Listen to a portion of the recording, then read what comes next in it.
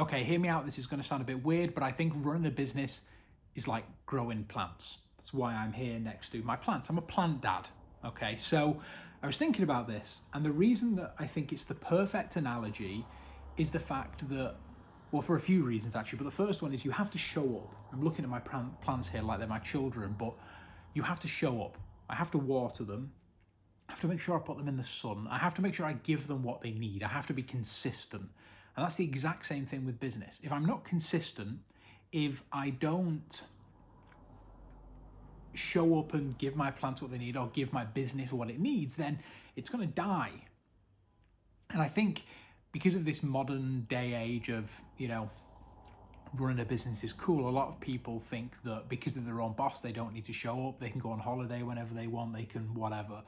But that isn't how you grow a successful business. You grow a successful business by showing up every single day and giving your plants or your business what it needs. In the early days, I was under the impression that, well, I'm my own boss, so I can do kind of whatever I want, so it doesn't really matter. But then as the business grew, I realized that, no, I do need to show up and I need to, do what I need to do to the business or my plants. Okay, are you with me? I know this is strange. Okay, bear with me.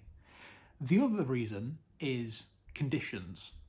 If plants aren't in the right conditions, and every plant is different and needs different conditions in order to thrive and grow, then, well, they don't thrive and grow, right? If I have a rainforest plant like a monstera and I put it in the desert, then the conditions aren't right and it's not going to work. Are you with me? And it's the exact same with a business. If I don't grow my business in the right conditions, okay, if I open a sand shop in the desert, I'm not going to sell any sand, okay? In fact, I probably should be opening a water shop, okay? You get what I mean?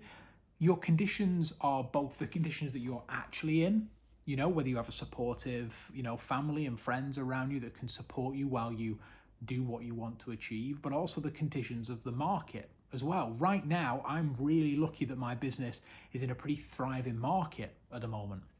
That wasn't the case 4 or 5 years ago because people really hadn't discovered the importance of what I do, and which is why you see these businesses pop up and then disappear, right? There is a trend right now of a lot of ad creative agencies popping up because they've realized, you can probably run one with 1 or 2 people and you can outsource and you can entourage a lot of the services. That's not what we do at Fraggle, but that's what a lot of people do.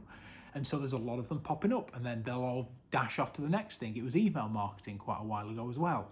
So the right conditions determine on whether your business is going to be successful or not.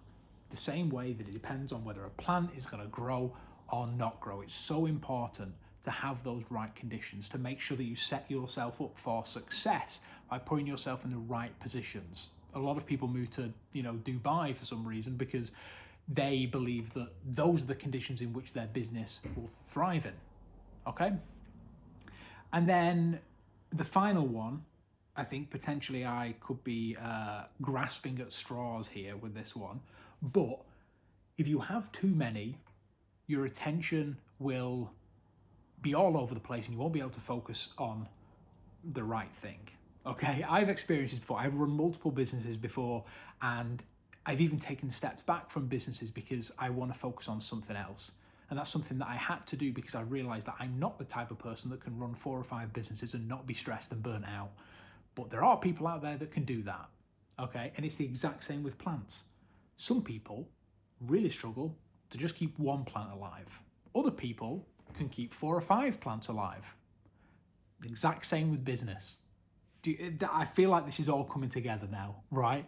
So my advice for that one is try your very best to remove yourself from shiny object syndrome. And this happens all the time. If you're an entrepreneur, you'd like growing businesses, the chances are you're constantly looking for the next thing to work on. Not because the other one's got boring, but because you kind of need that dopamine hit. And I'm guilty of this. I'm much better now. My full focus is on Fraggle and what I can do to grow this and make it and make it better, but I put myself in that position because I realized that my focus was drifting from other things. During 2020, I was all over the place. I was trying to do 1,000,001 things. I grew like a viral blog business. I grew Facebook pages and Instagram pages while I was doing my agency, and then I realized why my agency wasn't growing, and it was because I wasn't putting my full heart into it. The exact same with plants. If you're not putting your full heart into the things, and you're being distracted by 1,000,001 different things, then they're not going to thrive and they're not going to grow, just like my beautiful plants here and also all over here. So I hope this maybe helped a little bit to maybe make you understand how much goes into growing a successful business, and maybe help clear some things up in your mind, because analogies are great. And that's normally how my brain thinks as well. If you enjoyed this, make sure that you hit subscribe and like for more videos like this. I'm really enjoying sharing this, like what we're calling online raw reality of what it's actually like to grow a business and grow plants. Okay, brilliant. Well, I hope you enjoyed this episode of Gardener's World, and I'll see you in the next one.